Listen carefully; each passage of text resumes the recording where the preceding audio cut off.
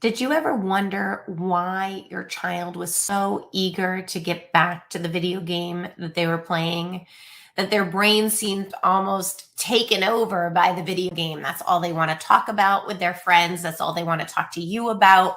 And they just don't seem to be able to shift their focus off of it, even when you've taken the screen away, or maybe you only allow access to the video game twice a week or on the weekends, and they don't even get to use the video games during the week when they're supposed to be doing homework. Yet on the flip side, you're wondering, well, why is it that they are so focused on the video game and they want to talk about it all the time and they want to engage with the video game all the time, but they're not doing the basic things of life, like getting dressed in the morning, getting their chores done, getting their homework done, and building these other habits that are critical for independence and self management as you go through life. Well, let's think about a video game and the video game programmers. They're really adept at building habits. And can you say the same for yourself? Can you say that you're really good at building a new habit? Some of you, I would say yes, right? As a parent, maybe you're really good at setting up a routine. You're very organized. You're good at sticking to the routine. If you decide that you want to lose weight, you just do it. You decide that you want to exercise more, you want to learn how to do something, you just put in the discipline habits and you figure it out. But I'm going to bet that for a lot of parents, especially if you have more than one child, that's not your life. And it's not your life because oftentimes when you have children, you're getting pulled in a million different directions. And the discipline and the habits and routines that are maybe easier to set up when you're alone are much harder when you're managing the logistics of a family and trying to get from one place to another. But that doesn't mean that knowing how to build habits and figuring out how to guide your children towards building habits isn't important. Because if you don't do it, the video games definitely are going to take your job away from you. And they're really, really good at it. So, what do I mean about the video game programmers being good at building habits? Well, let's think about it. Whenever you want to encourage someone to do something, you make sure that there's a quick reward, a quick payoff, a quick benefit to doing something so that in the moment, you feel kind of good about it, right? But then there's also the long range goal.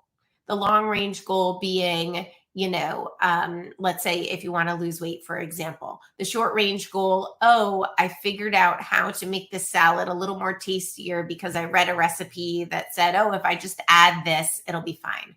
Or maybe my problem is I just don't want to prep it all. So if I prep it at the beginning of the day and it's easy for me to throw together, my quick reward is, hey, I'm proud of myself. I made a salad in a minute that was healthy for me and that's going to help me lose weight. But the help me lose weight part is the long-term goal, right? If all I'm doing is focusing on the long-term goal and there's no quick payoff or no quick reward, I'm going to get very, very tired of sticking to that goal because it's just going to feel like work, work, work, and it's not going to be very fun, right? So we know that there's different types of rewards that happen all through the habit building process. And the other thing is when you're building a new habit, you set up a trigger, right? Like once I put my sneakers on in the morning, I'm going to go exercise or go for a run. So I put my sneakers beside my bed. That is the trigger for me to start my new habit.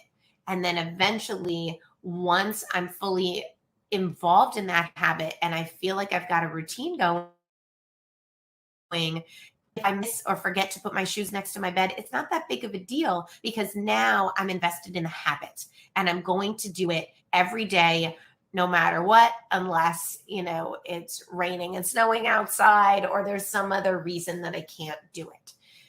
But to get to that place takes a lot of repetition and a lot of time. So what do the video game programmers do? You get all kinds of quick rewards. There's tons of opportunities to score extra points.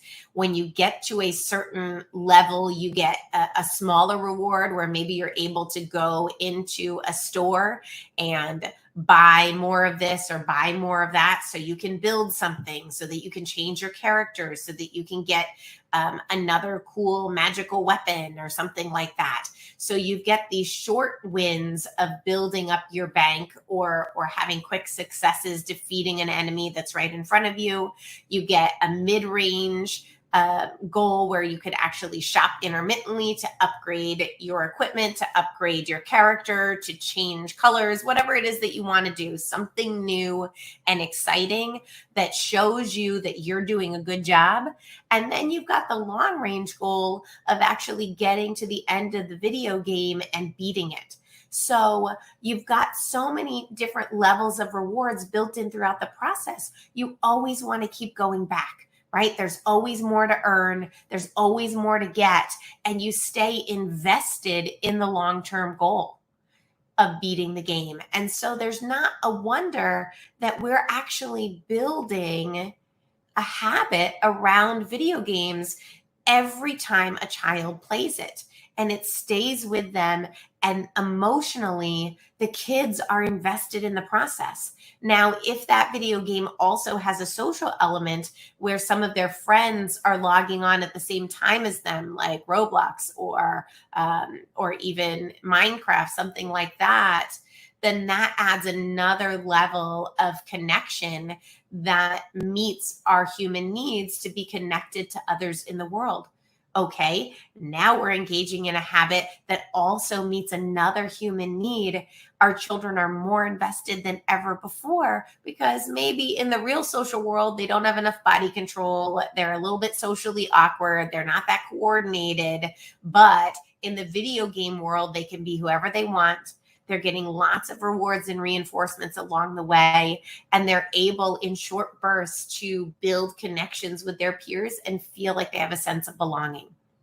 Well, I don't know about you, but it's not a wonder that our kids are playing video games and that they're invested in the process. So if you want to take a page out of the video game programmer's habit building notebook, it's to think about how you can make the routines of life more exciting, more motivating, more encouraging.